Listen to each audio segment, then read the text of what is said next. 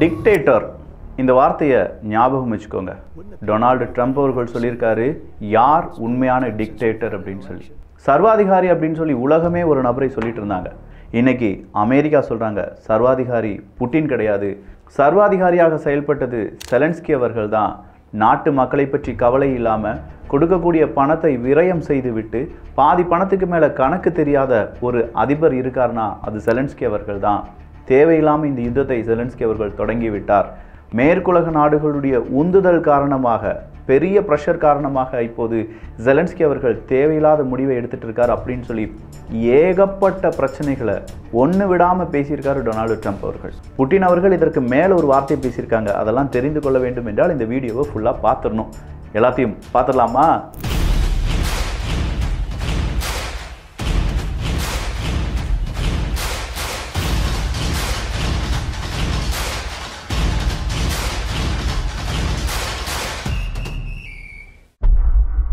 ஒரு டெரிபிள் ஜாபை செஞ்சிருப்பது ஒரு டிக்டேட்டர் அப்படின்னு சொல்லி, அந்த டிக்டேட்டர்னுடைய பெயர் வேறு எதுவுமே கிடையாது, அவர் தான் செலன்ஸ்கி அப்படின்னு சொல்கிற டொனால்டு ட்ரம்ப் அவர்களுடைய பேச்சை நீங்கள் பார்க்கலன்னா தயவு செஞ்சு பார்த்துட்டு வந்துடுங்க. அவருடைய ட்வீட், அவருடைய இந்த ட்ரூத் அப்படிங்கிற ஒஃபிஷியல் பக்கத்தில் அவர் பகிர்ந்த செய்திகள், இது எல்லாத்தையும் வச்சு பார்க்கும்போது செம்ம கோபத்தில் இருக்காரு டொனால்டு ட்ரம்ப் அவர்கள். இந்த கோபம் அதிகரிப்பதற்கு கண்டிப்பாக செலன்ஸ்கி அவர்களும் காரணம். செலன்ஸ்கி அவர்கள் இன்னைக்கு இந்த பேச்சுவார்த்தை நடந்துட்டு இருக்கு, பீஸ் டாக் நடந்துட்டு இருக்கு அமெரிக்காவுக்கும் ரஷ்யாவுக்கும் இடையே. எங்களை கூப்பிடாம இந்த பீஸ் டாக்ல வரக்கூடிய எந்த அவுட்புட்டும் எங்களால் அக்செப்ட் பண்ண முடியாது அப்படின்னு சொன்னார் பார்த்தீங்களா? அதோடு சொல்லியிருந்தா பரவாயில்லை. இப்போ அவர் இன்னொரு வார்த்தை சொல்றாங்க, அமெரிக்காவும் ரஷ்யாவும் சேர்ந்து டிஸ்இன்ஃபர்மேஷனை பகிர்கிறார்கள், தப்பான இன்ஃபர்மேஷனை உங்ககிட்ட சொல்றாங்க.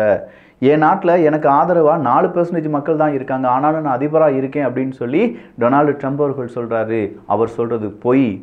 என் நாட்டு மக்கள் 57% மக்கள் எனக்கு ஆதரவாக இருக்கிறதுனால தான் நான் இப்போதும் அதிபராக இருக்கிறேன் அப்படின்னு சொல்லியிருக்காரு செலன்ஸ்கி அவர்கள். என்னையா இது ஆதரவு எதிர்ப்பு அப்படி இப்படின்னு சொல்லி பெரிய பெரிய விஷயமா இருக்கே, கொஞ்சம் ஷார்ட்டாக சொல்லுவியா விக்கி அப்படின்னு கேட்டால் 3 வரியில் நச்சுன்னு என்னால் சொல்ல முடியும்.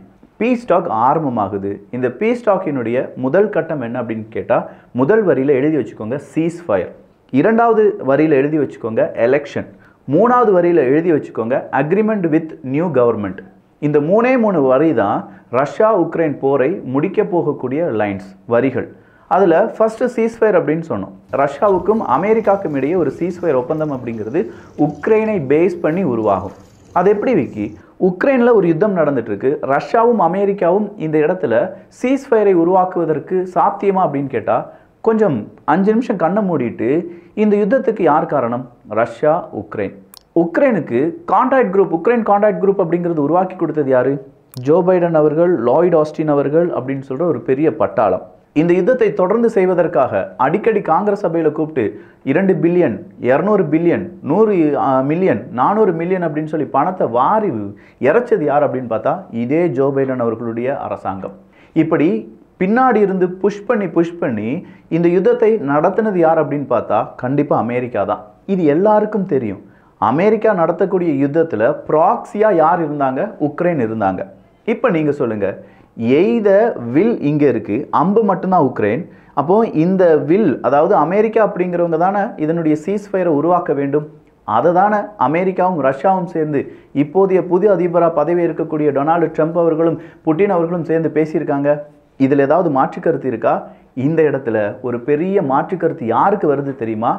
மேற்குலக நாடுகளுக்கு, வெஸ்டர்ன் கண்ட்ரிஸ் அப்படின்னு சொல்லி அழைக்கக்கூடிய யூரோப் நாடுகளுக்கு. ஆங்கிலம் நாங்கள் தான் பெருசு, எங்களுடைய யூரோப் யூனியன், யூரோப்பை நீங்கள் எடுத்துக்கிட்டிங்கன்னா பூந்தோட்டம், மீதம் இருக்கும் எல்லா நாடுகளுமே காடுகள் அப்படின்னு சொன்னதெல்லாம் ஞாபகம் இருக்கா? டிபி ட்ரூப்ஸ், எதையும் மறந்துடாதீங்க. நம்மை பார்த்து காடு, பாலைவனம், வெறும் வேஸ்ட்லேண்ட் அப்படின்னு சொன்னவங்க தான் இந்த யூரோப் நாடுகளில் இருக்கக்கூடிய தலைவர்கள். இன்றைக்கி அதே தலைவர்கள் பதறாங்க, ஐயோ டொனால்டு ட்ரம்ப் அவர்கள் நம்மளை ஏமாத்திட்டாருடோ அப்படின்னு சொல்கிறாங்க. டொனால்டு ட்ரம்ப் அவர்கள் உங்களை ஏமாத்தலை, நீங்கள் விரித்த வலையில் டொனால்டு ட்ரம்ப் அவர்கள் விழவில்லை. டொனால்டு ட்ரம்ப் அவர்கள் அதிபராக போட்டியிடுறாருங்க. இவருக்கு எங்கேருந்து எதிர்ப்பு குரல் வந்துச்சு தெரியுமா? அமெரிக்காவில் இருந்தா கிடையாது. டொனால்டு ட்ரம்ப் அவர்கள் அதிபராக வரக்கூடாது அப்படின்னு சொல்லி ரொம்ப பெரிய அளவில் முயற்சிகளில் ஈடுபட்ட நாடுகள், யூரோப் நாடுகள், யூரோப் தலைவர்கள். இதை யார் போட்டு உடைச்சிருக்காரு தெரியுமா? ஐயா புட்டின் அவர்கள். புட்டின் அவர்களுக்காக டொனால்டு ட்ரம்ப் அவர்களும், டொனால்டு ட்ரம்ப் அவர்களுக்காக புட்டின் அவர்களும் மாற்றி மாற்றி உண்மையை பேசி ப்ரூஃபை வெளியில் விடுறதுல 2 பேருமே சரிக்கு சமமாக இன்றைக்கி போட்டி போட்டு வெளியில் விட்டுட்டு இருக்காங்க. அதில் ஜேடி வேன்ஸ் அவர்கள் வேற கூடுதலாக ஃபியூலை ஊற்றி விட்டுட்டு இருக்காரு. அது என்ன ஃபியூல் தெரியுமா? இதை ஒரு 3-4 மாதத்துக்கு முன்னாடியே சொல்லிட்டோம். எந்த ஒரு நாடு சீக்கிரமாக அணு ஆயுத நாடாக மாறும் அப்படின்னு சொன்னால், அரபுலக நாடுகளில் எந்த நாடு அணு ஆயுத நாடாக மாறும் அப்படின்னு நீங்கள் கேட்டிங்கன்னா, நீங்கள் நினைக்கிற மாதிரி அது ஈரானோ இல்லாட்டி சவுதி அரேபியாவோ கிடையாது, அது யூகே தான் அப்படின்னு சொல்லி போட்டு உடைச்சிருக்காரு. யூகே என்னப்பா அப்படின்னு கேட்டால், அங்கே இஸ்லாம் அடிப்படைவாதம் அப்படிங்கிறது தலை தூக்குகிறது. சீக்கிரமாக யூகே ஒரு இஸ்லாம் நாடாக, ஒரு அரபு நாடாக மாறிவிடும். அதன் பிறகு அணு ஆயுதத்தை யார் வேணாலும் எங்கே வேணாலும் யூஸ் பண்ணலாம் அப்படிங்கிற மாதிரி மெத்தட் வந்துடும். மேபி இட் வில் யூகே அப்படின்னு சொல்லியிருக்காரு ஜேடி வேன்ஸ் அவர்கள். ஆல்ரெடி போரிஸ் ஜான்சன் அவர்கள் பெரிய பதட்டத்துடன் வந்து, ஆமாம் இந்த யுத்தத்தை தொடங்கினது யார் தெரியுமா? உக்ரைன் தான். 4% ஆதரவு இருக்குன்னு சொல்லி டொனால்டு ட்ரம்ப் அவர்கள் சொல்வது அவருக்கான ஆதரவை தான் குறிப்பிடுகிறது, அப்படி இப்படின்னு சொல்லி அப்படியே யுத்தத்துக்கு வந்துட்டாருங்க டொனால்டு ட்ரம்ப் அவர்கள் கூட. யாருமே யோசிச்சு கூட பார்க்கல. மனுஷன் வாராரு, அமெரிக்காவுக்கு எதிராக பேசுகிறாரு, உக்ரைனை அரவணைப்பதற்கு யூகே என்றும் தயாராக இருக்குது அப்படின்னு சொல்கிறாரு. எதை பற்றியும் யோசிக்காமல் ஐரோப்பாவும் நாங்களும் ஒன்றுதான் அப்படின்னு சொல்லி பிரெக்சிட்லாம் மறந்துட்டார் மனுஷன். ஏன் அந்த பிரெக்சிட்டுக்காக எத்தனை பேர் உயிரை விட்டுருக்கீங்க, எத்தனை நாடுகள் இந்த பிரெக்சிட் வேண்டாம் வேணும் அப்படின்னு சொல்லி கதறி மாற்றி மாற்றி சண்டை போட்டிருக்கீங்க, இப்போ எல்லாத்தையும் மறந்து உக்ரைனுக்காக ஒன்று கூடி விட்டீர்களே அப்படிங்கிற கேள்விக்கு யூரோப்பை காப்பாற்ற வேண்டிய கடமை யூகேக்கு இருக்கிறது. உடனே யூகேனுடைய இப்போதைய பிரைம் மினிஸ்டர் சொல்கிறாரு, வேணும்னா எங்களுடைய படையை நாங்கள் அங்கே அனுப்புகிறோம், எங்கே உக்ரைனுக்கு அனுப்புகிறோம், அவங்க சண்டை போடுவாங்கயா நல்லா அப்படின்னு சொல்கிறாங்க. இதே கேள்வியை ரஷ்யாவினுடைய ஃபாரின் மினிஸ்டர் இருக்கார்ல அவர்கிட்ட கேட்குறாங்க. ஏங்க யூகேனுடைய இராணுவம் உக்ரைனுக்காக உதவ போகிறார்களாமே, நீங்கள் என்ன நினைக்கிறீங்க அப்படின்னு சொன்னோன்னே, ரஜினி ஸ்டைலில் ஒரு சிரிச்சா எப்படி இருக்கும் அந்த மாதிரி ஒரு சிரிப்பை சிரிச்சா இருப்பாருங்க. இதை விட பெரிய ஒரு அடி யூகேக்கு வேறு எதுவுமே கிடையாது. அதாவது ரஷ்யா அவங்கள ஒரு பொருட்டாவே நினைக்கல, வந்தால் வரட்டுமப்பா பார்த்துக்கலாம் அப்படிங்கிற மாதிரி ரஷ்யாவினுடைய ஃபாரின் மினிஸ்டருடைய சிரிப்பு இருந்தது. அதை இன்னைக்கு எல்லாருமே ரிப்பீட் மோடில் போட்டு கேட்டுட்ருக்காங்க. இந்த புட்டின் அவர்களுக்கு எந்த மாதிரி ஒரு மவுஸ் இருக்கோ அதே மாதிரி புட்டின் அவர்கள் அந்த சபையில் இருக்கக்கூடிய ஃபாரின் மினிஸ்டர் இருக்கார் பார்த்தீங்களா, நம்ம ஊரில் வாத்தி மாதிரி புட்டின் அவர்களுடைய ஊரில் லாவரோ அவர்கள் தான் வேற லெவலில் செய்கிறார். இதுவரையிலும் அவர் கையில் எடுத்த எந்த விதமான பேச்சுவார்த்தையும் தோல்வி அடைந்தது அப்படிங்கிறதே கிடையாதான். எப்படி பார்த்தாலும் சாணக்கிய புத்தியாக யூஸ் பண்ணி எல்லா ஃபாரின் மினிஸ்ட்ரியையும் சப்போர்ட் பண்ணுற அளவுக்கு அவர் அவருடைய காய் நகரத்தில் செய்வார் அப்படின்னு சொல்லியிருக்காங்க. வாத்தியை படிக்கிற அளவுக்கு இந்த லாவரோ அவர்களையும் படிக்க வேண்டியதாக இருக்கிறது. அமெரிக்க அதிபரிடம் கேட்கப்படுது, அம்மா நீங்கள் உக்ரைனில் எலெக்ஷன் வரணும் அப்படின்னு சொல்கிறீங்களே, அது புட்டின் அவர்கள் தானே சொல்லிட்டு இருந்தாரு, அப்போ நீங்கள் புட்டின் அவர்களுக்கு ஆதரவாக பேசுகிறீங்களா அப்படிங்கிற கேள்வியை கேட்குறாங்க.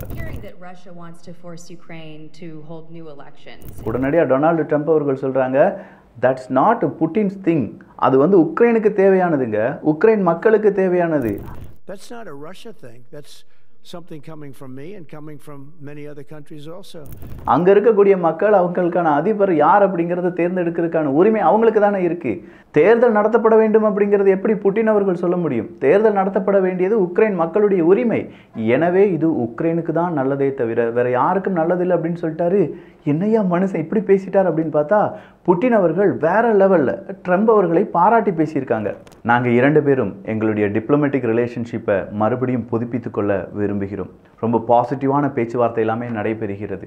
இந்த மாதிரி அமெரிக்கா செயல்படும் அப்படிங்கிறது எங்களுக்கு தெரியாமல் போயிடுச்சு. அதுவும் டொனால்டு ட்ரம்ப் அவர்கள் செயல்படுவார் அப்படிங்கிறது எங்களுக்கு தெரியும். ஆனால் இவ்வளவு துரிதமாக, இவ்வளவு சூப்பராக, இவ்வளவு பாசிட்டிவாக நடக்கும் அப்படிங்கிறத நாங்கள் எதிர்பார்க்கவே இல்லை. சீக்கிரமாக நாங்கள் 2 பேரும் பேச்சுவார்த்தை நடத்த போகிறோம். என்ன அவர் ஊருக்கு கூப்பிட்டுருக்காரு, அவரை எங்கள் ஊருக்கு கூப்பிட்டுருக்கோம், 2 பேருமே பேசிக்கொள்வோம். இந்த மாதிரியான வார்த்தைகள் எல்லாமே புட்டின் அவர்களும் சொல்லியிருக்காங்க. உலக அரசியலில் த பிக்கஸ்ட் டேர்னிங் பாயிண்ட் அப்படிங்கிறது இந்த பேச்சுவார்த்தை தான். அடுத்ததா எப்பா நான் வந்து ஒரு 500 பில்லியன் அமெரிக்க டாலர் கிட்ட உன்ட்ட கொடுத்துட்டேன் உக்ரைன், அந்த இதெல்லாம் பணத்தெல்லாம் திருப்பி தாப்பா அப்படின்னு சொல்லி கேட்குறாங்க. பாரிஸ் ஜான்சன் அவர்கள் வந்து இதற்கு முட்டு கொடுக்கிறார். எப்படி தெரியுமா கொடுக்குறார்? 500 பில்லியன் கொடுத்தீங்கல்ல, ரஷ்யாவினுடைய ஃபாரின் அசட்ஸ் பெல்ஜியத்துலலாம் இருக்குல்ல, அதெல்லாம் கலெக்ட் பண்ணிக்கோங்க, இல்லாட்டி அந்த பணத்தை தூக்கி உக்ரைனுக்கு கொடுங்க, ஏன் இன்னும் கொடுக்காமல் இருக்கீங்க? உடனடியாக ஜெலன்ஸ்கி அவர்கள் சொல்கிறாங்க, நீங்கள் 300 பில்லியன்லேருந்து 500 பில்லியன் அமௌண்ட் கொடுத்ததா சொல்கிறீங்க, அதெல்லாம் வந்து நீங்கள் மனிதாபிமான அடிப்படையில் எங்களுக்கான உதவிகளாக தான் செஞ்சீங்க, திருப்பி கொடுக்கணும் அப்படின்னு சொன்னீங்கன்னா அதெல்லாம் எங்களால் முடியாது. அதையும் தவிர்த்து இந்த 500 பில்லியன் நீங்கள் கொடுத்ததுக்கு மினரல்ஸ் வேணும் அப்படின்னு சொல்கிறதெல்லாம் என்னால் அக்செப்டே பண்ண முடியாது, உக்ரைன் மினரல்ஸ்லாம் கொடுக்காது அப்படின்னு சொல்லிட்டாங்க. இது நேரடியாக ரஷ்யா வர்சஸ் உக்ரைன் அப்படிங்கிறது மாறி அமெரிக்கா வர்சஸ் உக்ரைன் அப்படிங்கிற மாதிரி மாறி போச்சுங்க. இன்னும் நிறைய விஷயங்கள் நடந்திருக்கு. அடுத்த அப்டேட்டில் இன்னைக்கே அடுத்த அப்டேட்டும் வந்துடும், பார்க்க தவறி விடாதீர்கள். இனிமேல் ஃபயர் அப்டேட்டுக்கு பஞ்சம் இருக்காதோ என்னமோ. 2 வீடியோக்கள் டெய்லி இப்போ போட்டுட்ருக்கோம். ஒருவேளை இதெல்லாம் சூடு பிடிக்க ஆரம்பிச்சிருச்சுன்னா 3-4 வீடியோஸ்லாம் வரும். எதுக்கும் ஒரு 4 மணி நேரத்துக்கு ஒரு தடவை தமிழ் வியூகத்தை மட்டும் வந்து சர்ச் பண்ணி பார்த்துக்கோங்க. அப்போ அடுத்த காணொலிக்காக காத்திருங்கள். நல்லதை பகிர்ந்து நல்ல சமுதாயத்தை உருவாக்குவோம். நன்றி, வணக்கம்.